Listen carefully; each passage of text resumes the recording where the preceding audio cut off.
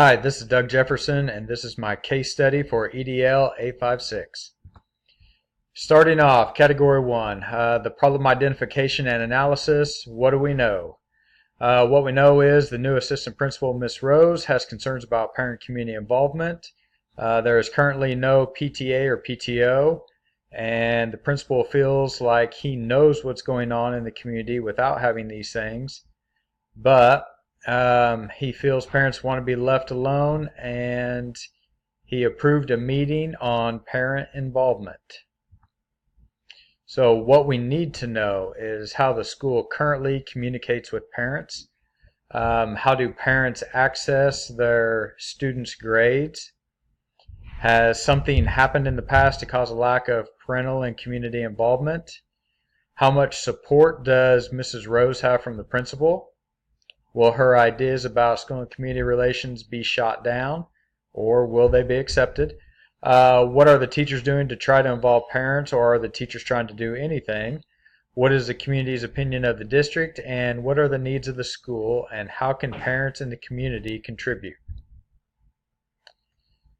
So, identifying the problem. There's been a failure at the administration level to promote positive school and community relations. Basically, the school's a separate entity. The principal used poor timing and communication methods to tell parents about the meeting. Only 8 parents attended the meeting.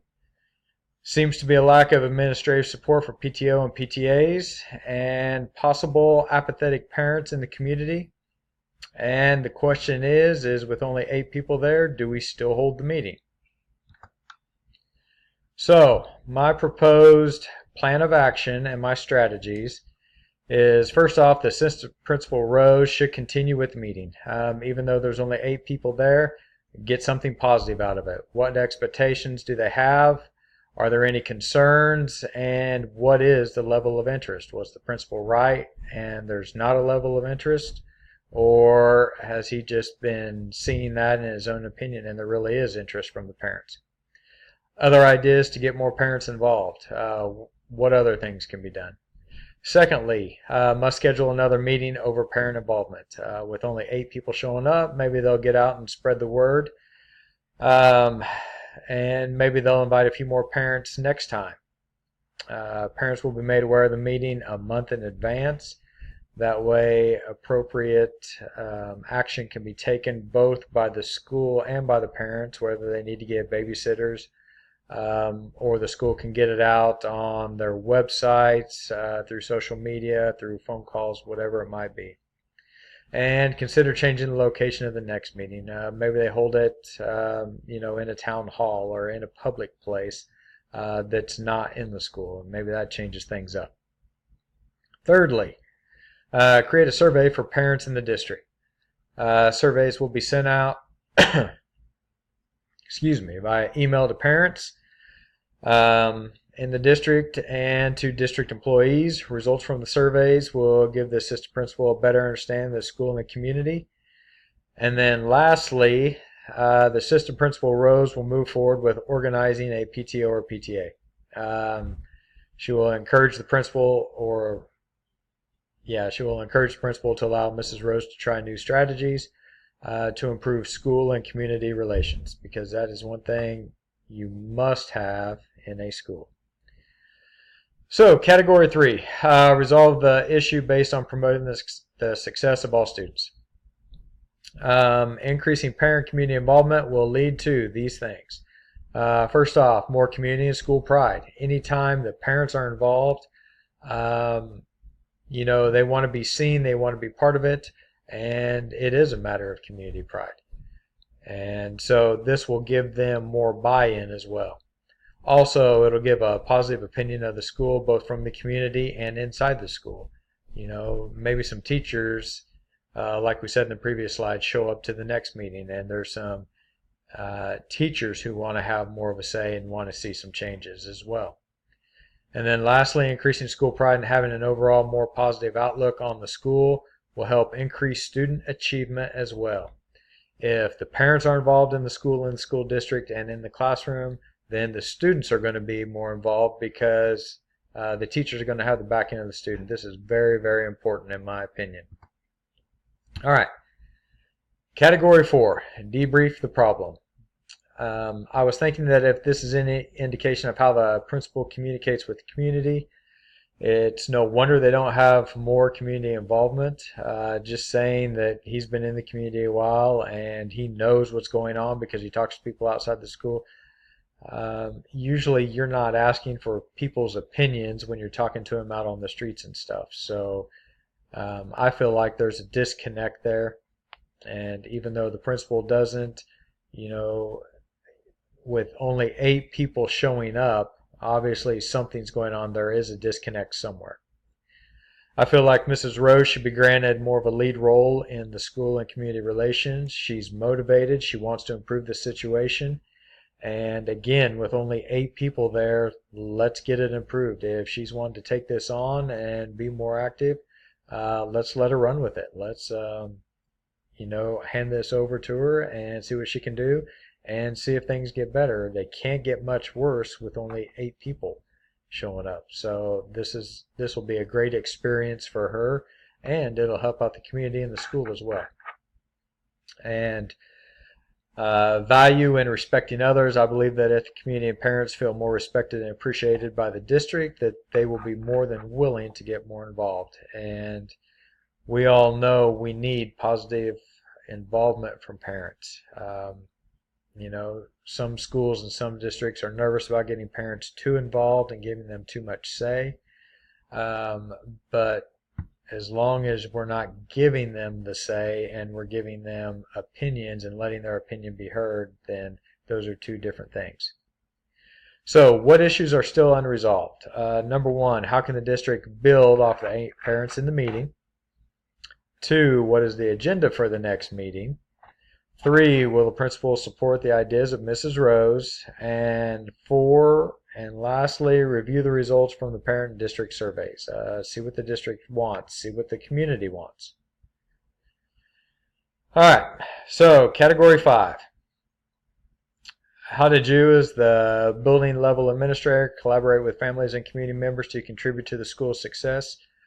We went ahead and continued the meeting. Even though there's 8 people there, we thought we could get something positive out of it, so we went ahead with it. If we're given more time for the next meeting, and as in the second bullet here, we send out surveys and kind of know what the people want and what they expect, we know where to go with the next meeting. We know we have a little bit of insight as to the views of the people in the district, what they're wanting, what they're needing, which any of this is an improvement over what's been taking place. Just saying, the principal saying, yes, I know what's going on and what the people want, and they don't want to be involved, and that's not necessarily always true. And we are making an effort to rebuild the lines of communication and the relationships with the parents and the community. Especially in today's society, you have to have a mixture of the school, the community, and parents. Whether it's businesses helping out with fundraisers or being boosters, and the parents being involved in committees and helping out with athletics or whatever it might be. But there is definitely an involvement needed by all 3 of those different groups of people: the school, the parents, and the community. Continuing with category 5, standard 4, how did you, as the building level administrator, respond to the diverse needs and interests of the community on an ongoing basis? Number 1, and most importantly, we are reopening the lines of communication. We have to be able to collaborate with community members and parents. We have to see where things are at. Maybe it's a bad night for the meeting, or whatever it was, the lack of planning, the lack of advertisement, the lack of getting the word out there. We don't know. So maybe lots of people want to be involved and it was just bad timing.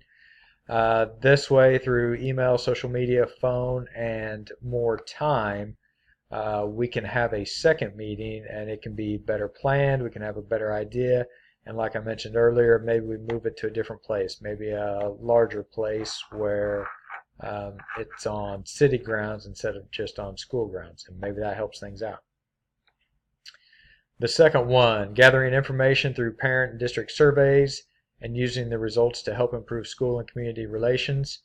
We already talked about this. I think it's going to be a huge benefit to see what the parents think. We know what the principal says, and he says they don't want to be involved. Well, this is a chance for the parents to speak out through this survey, and we can actually see what they want to do and what they want of us, the school. So, asking for any opinions or ideas that the parents have at the meeting, giving them a say. If you've been in education very long, you know that the main thing that parents want, they want to be heard. Whether it's right, wrong, or indifference, the main thing for them is to be heard. And most of the time, if parents are just heard, they feel better about it. They feel like they got their idea or opinion across, and they're happy with that. So that last bullet there, that's a big one there. Just hearing out the parents and seeing what they have to say. And finally, the last part of Category 4, or Category 5, I'm sorry. How did you as the building level administrator mobilize community resources to address and help solve problems in a way that supports the school? Number one, communication enhances every part of your life.